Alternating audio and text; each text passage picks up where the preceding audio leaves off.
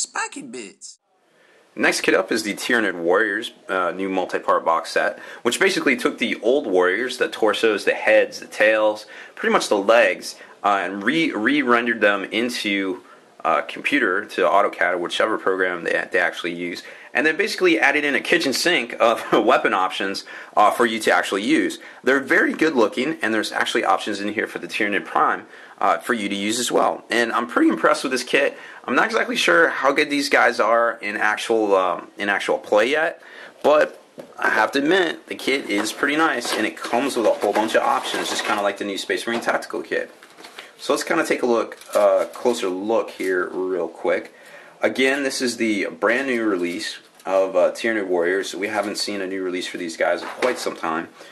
They did get an update, I guess, with the last release, where basically they took the old pewter Carnifex special weapon sprue and kind of put it in with them, and which kind of resulted in some big beefy rending claw arms that weren't exactly to scale.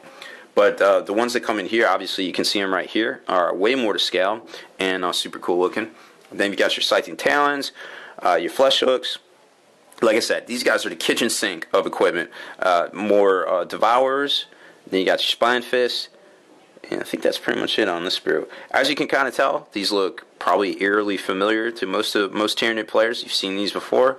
They're pretty much just a direct recast into the computer of the existing part.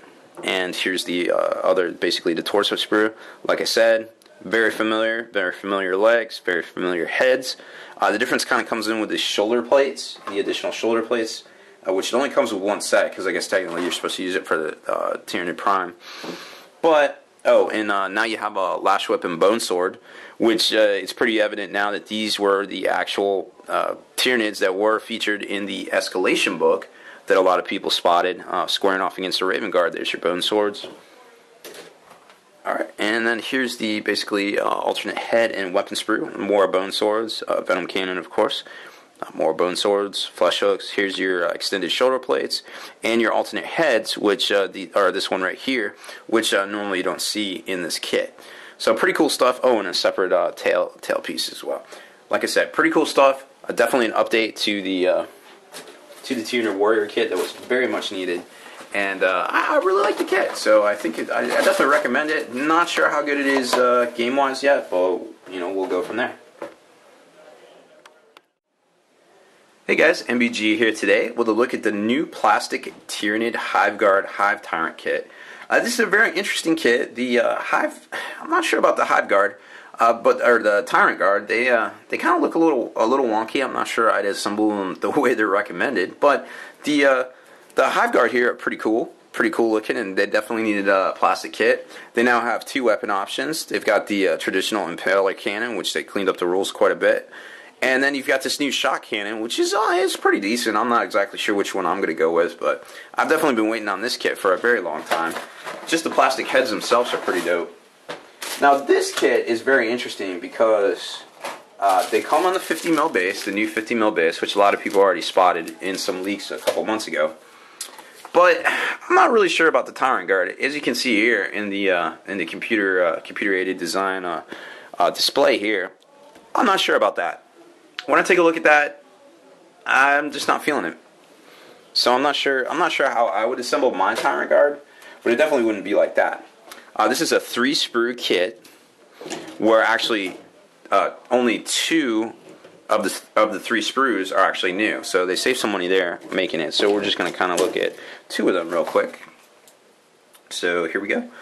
Here is the first sprue, which contains the plastic body or torso, you want to call it, with the carapace, the built-in carapace. Then you've got the back, one back right here. Like I said, the new Tyrant Guard, you can get a lot of different options on them. So of course they have the crushing claws. Then you've got your armored plates. I guess you're supposed to put it on the arms. I personally don't like them, but that doesn't mean that they're not good or that you won't like them. Here's the shoulder, basically the shoulder pads, for lack of a better term, where they kind of go on, and I'm not sure, they kind of look like one of those insects that kind of pops open their back carapace to like fly away or something, but they're not flying away, so I'm confused. I don't know. As a human, my mind can't wrap around it, I guess. The lash whip, I don't know. It kind of looks like a cobra. Uh, I, I don't know. I don't know what to say about it. I don't like it.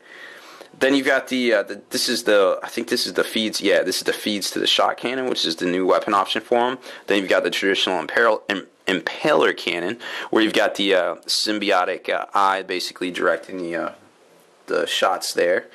The rending claws, they're kind of knuckled down as they're, kind of walking along and doing other things with their different arms. Lash whip bone sword, of course, combo right there. This is the end of the impaler cannon. So it's all cool looking stuff. I'm just not feeling some of it, like how it goes together and things like that. Oh, and where's the head at? Is there a head on the sprue? I don't think there is. And there's also a couple pieces of debris on here, like some skulls and some Space Marine, basically ripped apart torsos and things like that. It's very interesting.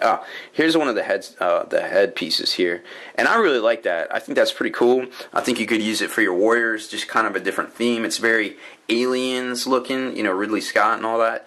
I'm kind of digging it, but I don't know about some of the other stuff on here. Here's another one of those lash whips. And then, of course, you got all the different biomorphs, the adrenal glands, and things like that. These, I'm not exactly sure what these are supposed to be. Some sort of, I guess there's scything talons for them. They don't have different options, so I was trying to figure that one out, but I couldn't really get to it. So these are basically the two sprues for the kit. Like I said, I don't know, on some of it, you might like it. I'm personally not on board with the way the Tyrant Guard looks. I think if I modeled them, I would go the more traditional route, where they definitely appear more like the last models that came out, and not these like kind of stupid jumbo beetle kind of things. But hey, that's just me, and don't let me ruin your hobby, because that is the last thing I want to do. So that's it for this one. One more kit coming up next. Alright, so this is the last kit we're going to take a look at for the Tyranid release. This is the Haruspex / Exocrine combo kit for the new Tyranid release. Both of these models used to be old armor cast the resin kits. You can definitely check back in the playlist here. I've actually still had both of those models, and they look nothing like these models here. These models are way better than anything they cast in resin back in the 90s, let me assure you. It's pretty cool to see and be like, wow, we've come a long ways, but they still kept some of the styling, and they were true to a lot of the aspects of the actual model itself, the models themselves, which were in Space Marine, which later became Epic, as you may be more familiar with it. But that's pretty much it. From there, it's very interesting. The actual bits for this kit itself is fairly simple, strangely enough. You can actually make this whole assembly right here as one thing, and it pops off, and then you can pop on the Exocrine gun with the big symbiote gun and the little organism head, and just have the different arms or whatever you want to do. I guess you could magnetize the arms and kind of make it both. It's a very simplistic kit, strangely enough. Let's take a look at the back here, kind of show you what I'm talking about. Like I said, you can basically pop this whole section out and pop that section right back in.